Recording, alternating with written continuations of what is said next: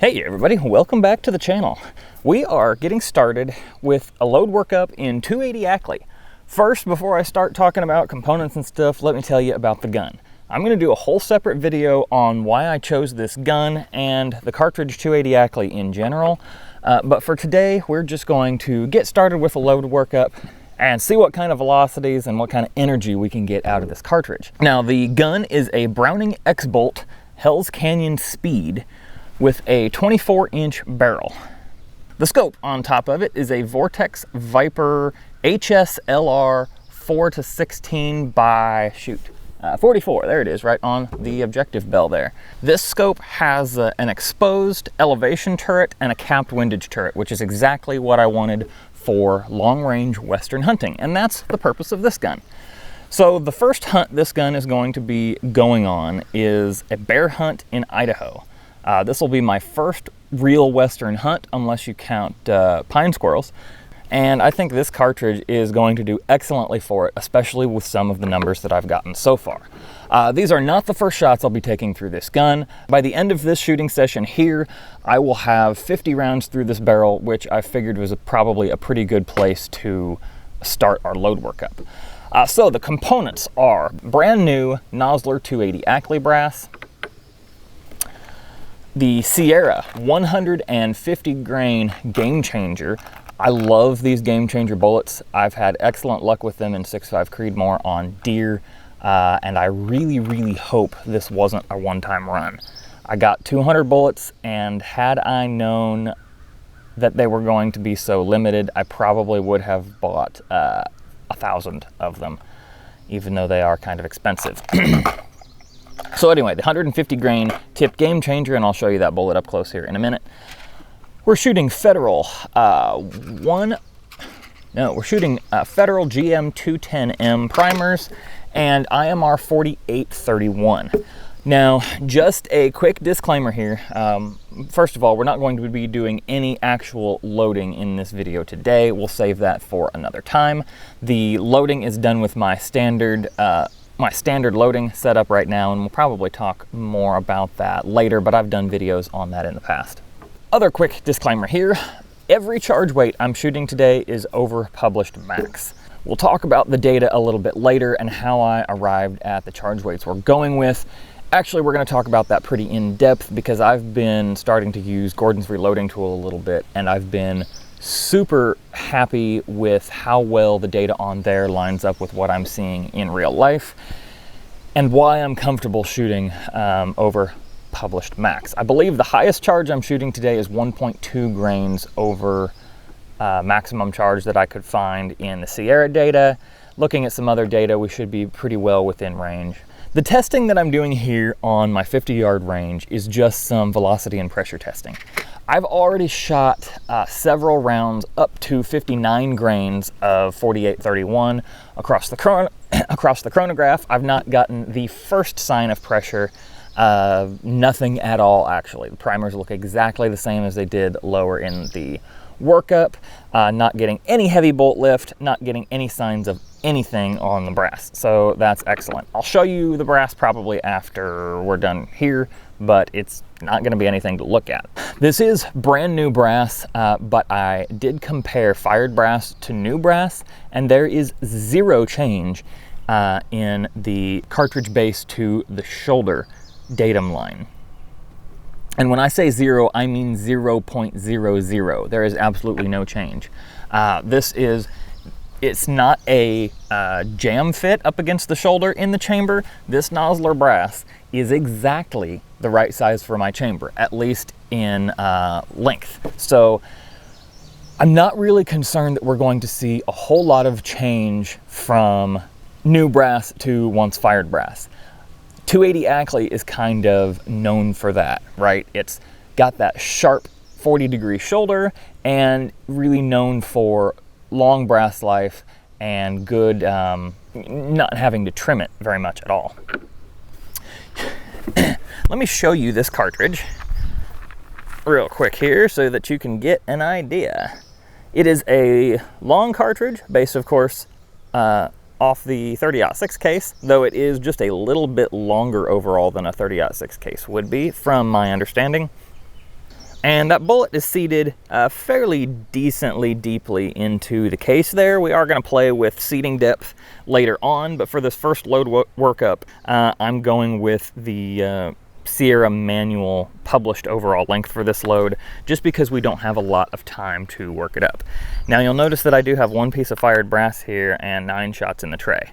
Just as I was getting set up for this test, I got the camera in position. My UPS guy pulled up with a delivery, saw the suppressor on the end, and he's like, hey, if you don't mind, before I leave, fire a shot off and let me hear what it sounds like. So I was like, well, just a disclaimer here, it's still going to be pretty loud because this is a supersonic round, not shooting subsonics in 280 Ackley. That would be kind of silly. But this is a supersonic round, so it's still going to be loud, but a lot better. So anyway, that's why I have a fired case here, and we're going to have 9 shots across the chronograph today instead of 10, because I didn't quite have the chronograph ready and all that when he asked about it. So like I said, I've already done some testing. The shooting that I'm doing right now is to add a little more data to our graph, this graph. I want to make extra sure about the top end for one, but I also want to be sure that we're kind of sitting in the middle of a good node that's not going to fluctuate up and down all over the place. I've already shot a few rounds in this charge weight range that show up on the graph here, but I just wanted to have a few more data points to compare and just be sure we're not going to be jumping all around. I don't think we are. Everything seems to be doing pretty well so far. Like I said, this top charge is 59.2 grains. This is 2/10 above where I actually plan to have my maximum load for this gun based on the Gordon's reloading tool. But I wanted to have one more data point on the graph here, and it's not going to be over pressure. It's not going to be over that 65,000 PSI max, but it's going to be past where I want to set my final load. So anyway, with that out of the way, let's just do a little bit of shooting. I'm not going to show you the target because we're not worried about that. I actually haven't shot for accuracy at all with this gun yet, even though I've got 50 rounds downrange. Just been trying to get used to this powder and this gun and kind of season the barrel a little bit. So like I say, I'm not going to show you the target, not going to show you the chronograph. I'll just shoot through these 9 rounds over the chronograph, giving it a little bit in between so I don't heat the barrel up too terribly much. And then we will take a deep look into the data and we'll pick out where we want to start on accuracy testing. So I'm going to get this stuff out of the way. Oh, I mentioned I have a suppressor on the end of the gun here. There it is. It is my rugged Razor 762, the only suppressor I have at the moment. So I'm going to throw these earplugs in and we'll get some rounds sent over the chronograph. You notice I am using a new set of bags today. I'll probably talk about these in the future as well, but so far they're working out a heck of a lot better than the Caldwell bags I had. And this is the Protector series of bags. I've got a couple different options for the front rest here, but we're going with the narrow curved one for this thin stocked hunting rifle. So here we go. Boy, the recoil on this gun is so mild, especially with the suppressor on it. Without any kind of muzzle device on the end, it's got a little punch, not as much as a 30-06, and this stock directs all of the energy in a really nice direction. If you look up, if you do a little reading on the Browning X-Bolt, you'll see that the recoil pad back here is designed to pull the gun slightly away from your face as the shot goes off. Not much, just enough that it's not transferring any impact into your cheekbone. And let me tell you guys, it's awesome. I'm really loving this gun so far. All right, first shot was 2879. I am, you will notice, just dropping the shell in and feeding it. Somebody hollered at me for doing that, said it would mess up the extractor. Guys, this is a push feed action. It is not controlled round feed. Every round you feed, even off the magazine, the extractor has to clip over the edge once it gets into the chamber. Not hurting anything by doing that. It's how the gun's designed. Okay, we're up in the 2890s.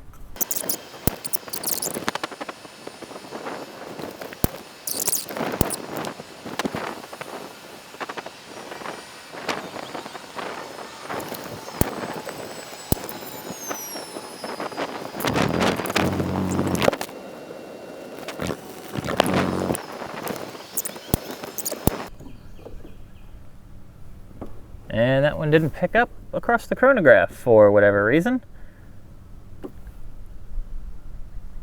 which is weird. I've got good light. Well, I guess I don't have a data set for that because that first shot was a duplicate. And that last one didn't pick it up at all. So anyway, I've still got some good data to add in up to that 59 grain range. Let's get to figuring out what the load's gonna be. All right, let's take a look at some load data here and figure out what we're doing. I've got the first string that I shot for pressure testing here on the screen, and you can see I started down at 55.2 grains and worked all the way up. I wanted a pretty good idea of how the cartridge behaved at lower pressures as well, so this gives us kind of an idea of what's going on there up to 58.6 grains. Let's add in the next couple, and here's where we were up to 59 grains before today. So I kind of had an idea about this range right in here, pretty stable around that 2950 range at the top end to like 58.8 grains here, and then we had not so great of a node here around 52.3-ish, shooting around 2900 or just a little bit lower. So let's throw in the stuff from today that we just shot, and there we've got two more lines. You can see today we had more of an upswing towards the end here going towards 2950. I think the area I kind of want to be in is around this 58.8, maybe around this 58.6 grain range to start out. We did have a big spread, but most of the shots ended up just below 2900 here, and that seems to be an okay area. We've got kind of a spread here between our different shooting sessions, and the yellow here and the blue, those are from today. The light blue, gray, and orange, those are from previous shooting sessions. So who knows if the light could have been different that day, whatever. Temperature shouldn't be a big deal, and we'll take a look at that here in a minute on the Gordon's reloading tool. So we can see there's enough spread here between results day to day that I'm not trusting the results I'm getting from my chronograph that much. I highly doubt there's a 50 feet per second spread in actuality between these points. Now, that could just be a point of instability. Yeah, who knows what's going on here. So keeping in mind that each one of these points represents a single shot and not a group of shots, I'm gonna go with where we've got 3 shots together on the different points of data on the different charge weights here. And for our initial accuracy testing, let's go with 58.6 grains and 59 grains. And we'll shoot a 5-shot group with each of those and see where that puts us. Now, if you'll remember, I said earlier, I think 58 grains or maybe 58.2 was the max listed load, and that showed us right here around the 2850-ish range. But I think for the sake of saving components and knowing that we want to be shooting a little higher velocity, since this is a hunting load, we're going to go with the 58.6 and the 59 grains. Now, let's take a look over at the Gordon's reloading tool so that I can show you how I came to these numbers for sure. All right, and here we are at Gordon's reloading tool. What I have input now is 59.0 grains, and you can see the options up here are in steps. I haven't figured out how to change the size of these steps yet, but let's look at the 58 grain max that we're showing in the reloading manual. And you can see that puts us, that's this curve right here.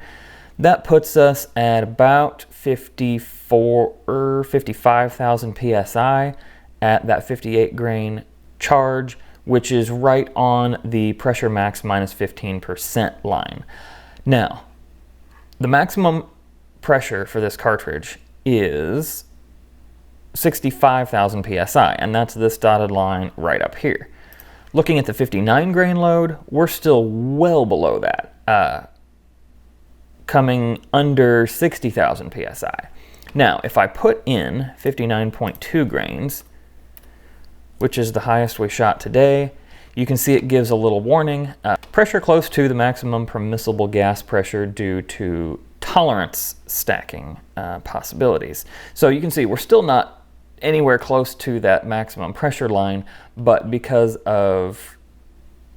everything could be just a little bit different than the data that I entered, probably shouldn't go up quite that high. So even GRT is saying that the 59.0 grain load should be safe to shoot. And I'm pretty confident about the numbers over here. So let's look over right in here at case information and cartridge length and all of that. This information is not guessed. This is exactly measured from my fired brass, and 74.5 grains is the volume that I got for these Nosler cases. Now, if I move over to a different type of brass, I'll have to measure this again, and we'll have to start from scratch just to make sure that we're not getting too high of pressures.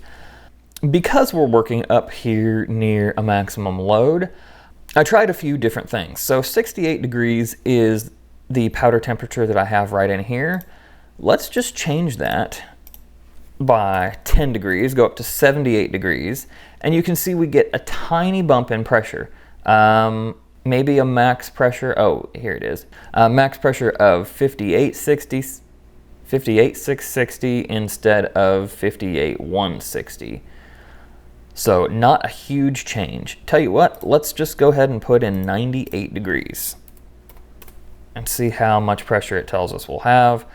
It's saying we'll have a max pressure of 60,000 psi if the powder temperature is near 100 degrees. Now, on this bear hunt that I'm going on, the high pressure could get up to around 90 degrees in June, which is what it did last year. It's not supposed to be near that warm this year. I'm supposed to be seeing a maximum temperature somewhere around 70 degrees, and that's giving us a way safe load. Now, even if I've got 130 degree powder temperature, which is ammo's been sitting in the sun, it's been heated up quite a lot, I'm still not reaching that 65,000 psi max, saying maybe around 62,000 psi. Now, could these calculations be a little bit off? Yes, but I've got a good buffer zone and not seeing any pressure signs on the case at 68 degrees, which is about what it is today, and our 59 grain load. I am not concerned at all about having a 59 grain load, even though that's a grain of powder over maximum. Now, remember, this is with my exact brass, my exact seating length.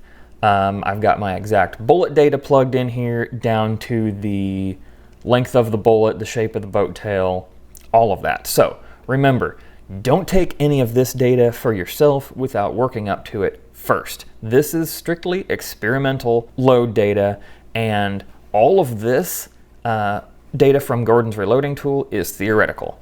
We don't have any way to measure chamber pressure, and we're not going to have a way to measure chamber pressure. But the data that I got from my chronograph and the data from Gordon's reloading tool on the lower charge weights line up close enough. I am pretty darn confident in what Gordon's reloading tool is telling me. So with that in mind, let's get out to the range, and we're going to shoot 58.6 grains and 59 grains of IMR 4831 and see if they're accurate. If they're not accurate, we may have to step it down and try something different. If the extreme spreads are all over the place for those 5-shot groups, we may have to step the powder charge down and try again, but we won't know until we try. So let's get out and give it a try.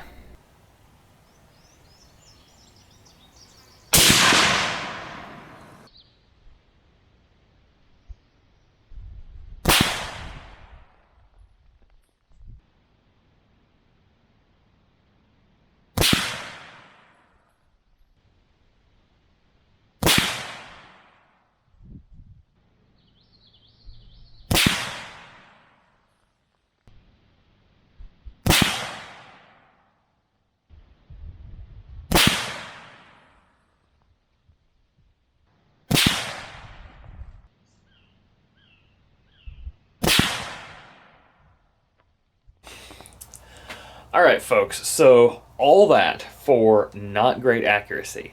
I made a couple of errors in loading for this test. The most recent of which you saw was not remembering to grab the target from the range, so I don't have anything to actually show you here, but I'll pop it up on the screen and enlarge in on those couple of groups.